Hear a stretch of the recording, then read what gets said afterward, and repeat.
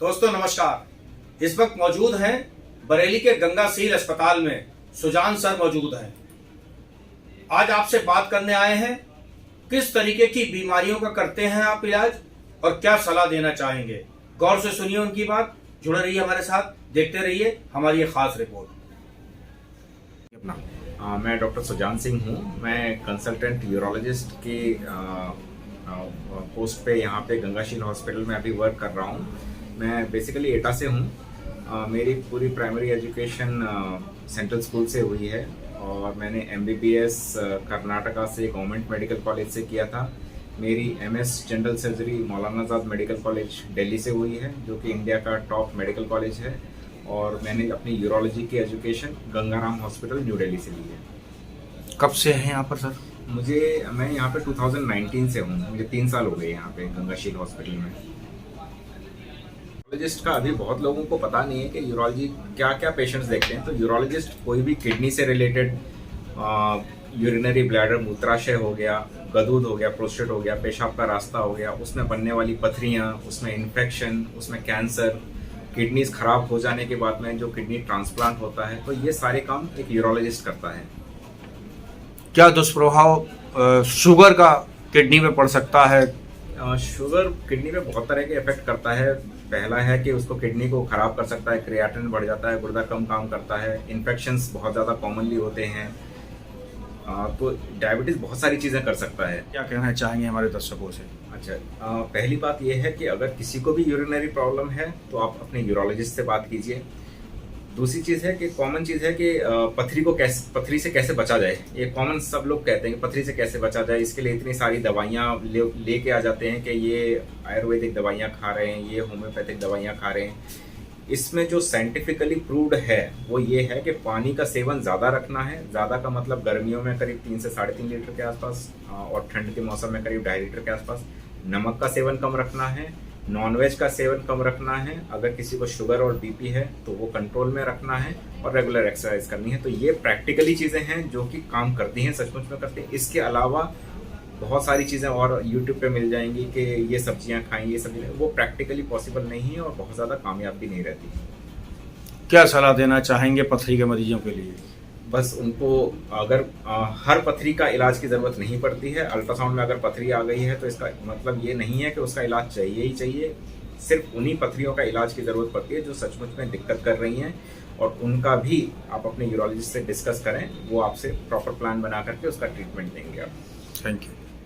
बच्चों में देखा गया कि बिस्तर में पेशाब कर देते हैं और 10-12 साल तक करते रहते हैं, बाद में अपने आप करना बंद कर देंगे, वो क्या दिक्कत है? अच्छा, इसको ना नॉक्टर्नल एन्यूरेसिस कहते हैं।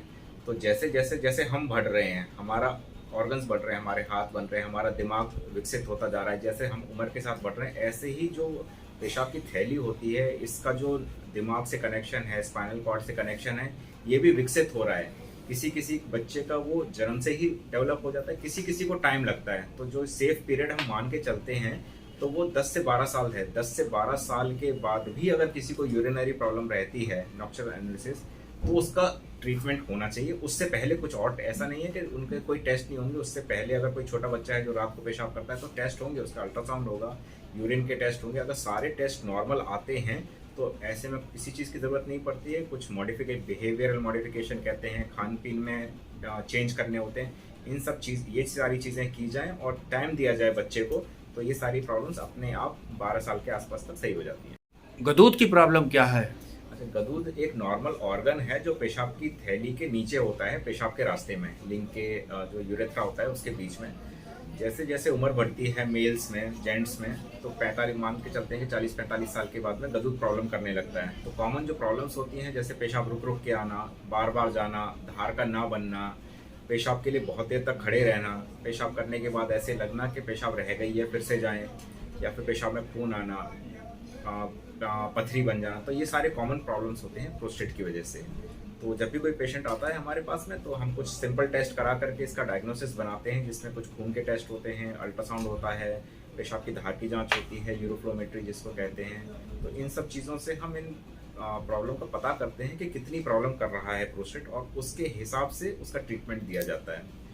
एक और जो कॉमन चीज़ है कि प्रोस्टेट के लिए लोग सोचते हैं कि कोई ट्रीटमेंट है ही नहीं, जो बुजुर्ग लोग हैं वो पेशाब से बहुत ज़्यादा परेशान रहते हैं, कपड़ों में पेशाब निकलती है, पूरी रात उठ के जाते रहते हैं। तो मैं बताना चाहता हूँ कि एट प्रेजेंट इनकी बहुत ही अच्छी मेडिसिन अवेलेबल हैं, दवाइयाँ अवेलेबल हैं, कोई सर्जरी की ज़रूरत नहीं पड़ती है। सर्जरी की ज़रूरत उन्हीं में ही पड़ती है जिनमें कि मेडिसिन काम नहीं करती हैं, जो कि बहुत ही अब लिमिटेड रह गया है। इनके सर्जरी की ज़रूरत भी पड़ती है तो सारे आजकल दूरबीन से ऑपरेशन होते हैं, लेज़र से ऑपरेशन होते हैं, जिसके लिए हार्डली 1 या 2 दिन के लिए ऑपरेशन में अस्पताल में भर्ती रहना पड़ता है और जिनके रिजल्ट बहुत ही अच्छे हैं। तो मैं एडवाइस करूंगा अपने दर्शकों को इस न्यूज़ चैनल के माध्यम से कि अगर किसी को भी आपके आसपास में किसी को भी कोई भी यूरिनरी प्रॉब्लम है, चाहे वो गदूद से रिलेटेड हो, पेशाब में इन्फेक्शन हो, लेडीज़ में बहुत कॉमन होता है कि पेशाब लीक होता है। जी जी जी। जैसे लेडीज़ में बहुत ही कॉमन होता है कि पेशाब लीक हो गया, पेशाब का बार बार जाना, या फिर गुर्दे में पथरी का ऑपरेशन सिर्फ और सिर्फ यूरोलॉजिस्ट ही करते हैं। ये चीज़ समझनी है, जिसका कि ट्रीटमेंट बहुत ही कॉमनली अवेलेबल है, बहुत ही अच्छा ट्रीटमेंट लेज़र से। आजकल मैं एडवाइस करूँगा कि चीरे वाला ऑपरेशन बहुत साल पुराना ऑपरेशन हो गया है, 10-20 साल पहले हुआ करते थे। अभी दूरबीन चीरे वाले ऑपरेशन की कोई जगह नहीं है। सारे ऑपरेशन सिर्फ और सिर्फ दूरबीन से ही होने चाहिए, जो कि सिर्फ एक यूरोलॉजिस्ट ही कर सकता है।